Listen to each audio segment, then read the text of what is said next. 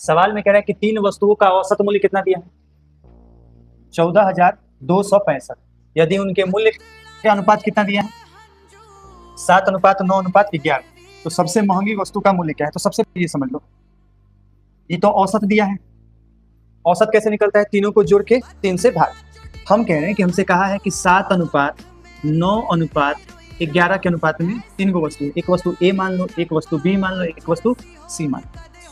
अगर हम इन तीनों को जोड़े तो 7 9 16, 16 में 11 जोड़ेंगे 27 होगा। यानी कि औसत का बात करें, एवरेज का, तो एवरेज क्या हो जाएगा? 27/3 होगा। बोलो भाई, यानी कि 9 हिस्सा का मान सवाल में कितना दिया? 14,265।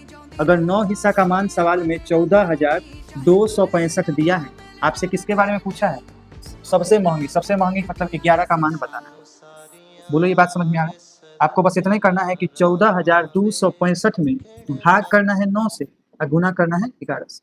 कोई दिक्कत?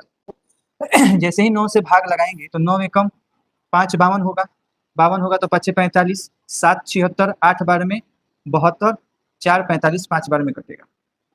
अब यहाँ देखो, 11 से गुना करेंगे, 11 5 55, हाथ में 5, 11 8 88, 5 93 के 3, हाथ में 9, 11 5 55, और 55 और 9 कितना जाएगा? 64 के 4, हाथ में 6, 11 एकम 11 6 17, यानी कि कितना? 17,435। ऑप्शन नंबर ए इस सवाल का क्या हो जाएगा? सही जवाब।